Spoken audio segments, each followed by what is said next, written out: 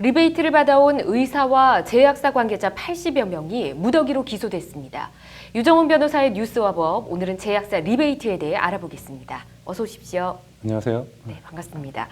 먼저 제약사 리베이트, 사실 하루 이틀이 아닌 것 같습니다. 이번에는 어떤 사건입니까? 예, 문제가 된 A회사는 2003년 설립된 영양수액제 제조 판매 회사인데요. 매출 규모는 200억 원, 그리고 업계 순위는 3위에 해당합니다. 네. 서부지검에 따르면 A사가 전국 100여 개 소속 의료인들에게 적게는 300만 원가량, 많게는 5천만 원 이상의 리베이트를 제공했다고 합니다. 수사 결과에 따라 리베이트를 제공한 영업대행사, 네. 그리고 도매상 임직원들, 그리고 의료인들이 재판에 넘겨지게 되었습니다. 그렇군요. 말씀 중에 뭐 영업 대행사도 나오고 도매상도 지금 등장을 했습니다. 리베이트 구조가 어떻습니까?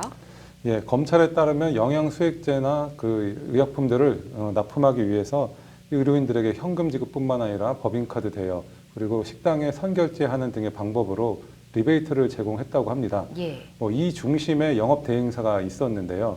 네, 제약사와 영업대행사가 일부러 판매 수수료를 높게 책정한 다음에 그 판매 수수료의 일부를 리베이트로 사용했다고 합니다. 네.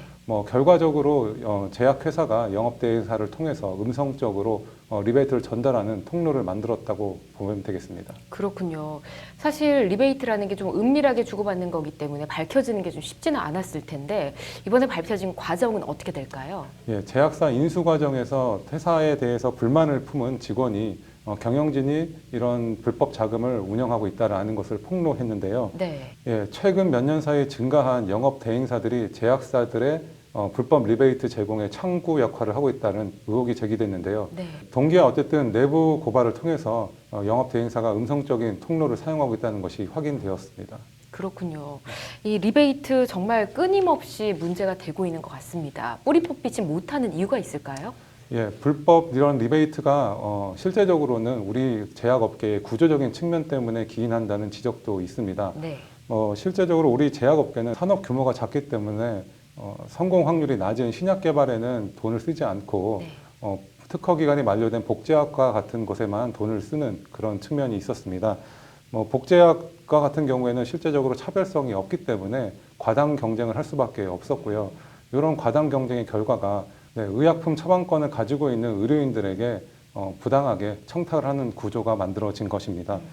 이런 구조들이 좀 개선돼야 할 필요성이 있겠습니다. 네. 그런데 제약사는 우리는 모른다, 대행사에서 한 것이다 라고 발을 좀 빼는 것 같더라고요. 제약사도 처벌이 가능합니까? 예, 이런 부분들이 가장 중요한 형사처벌의 쟁점, 그리고 향후 이런 업계의 수사가 이루어질지 확대될 것인지에 대한 아주 중요한 쟁점이 될 것인데요. 네. 제약사 입장에서는 판매 촉진의 방법으로 이런 영업 대행사를 사용했다.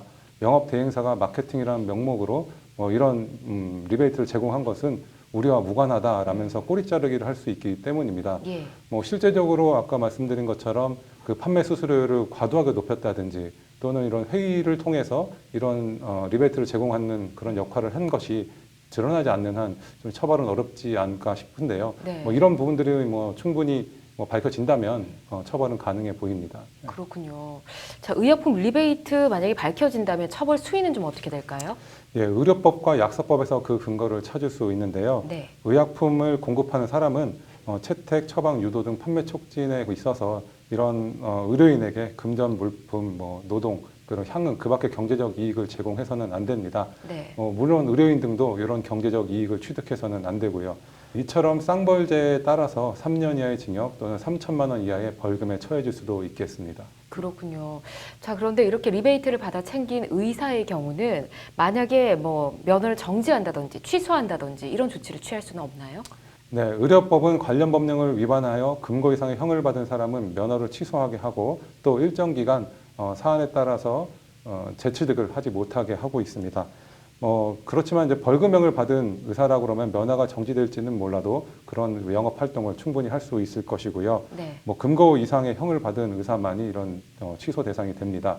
보건복지부 장관은 면허를 취소하더라도 그 취소 사유가 없어지거나 또는 개선의 정이 뚜렷한 경우엔 다시 면허를 교부할 수 있습니다. 이 때문에 불법 리베이트를 근절하기 위해서는 의사나 병원에 대해서 돌이킬 수 없는 그런 징계나 처벌이 이루어져야 한다는 지적이 있습니다. 네, 잘 알겠습니다. 이 관련 기관에서 얼른 대책을 마련해서 국민들에게 부담을 전가하는 리베이트 빨리 근절됐으면 좋겠습니다. 오늘 말씀 고맙습니다.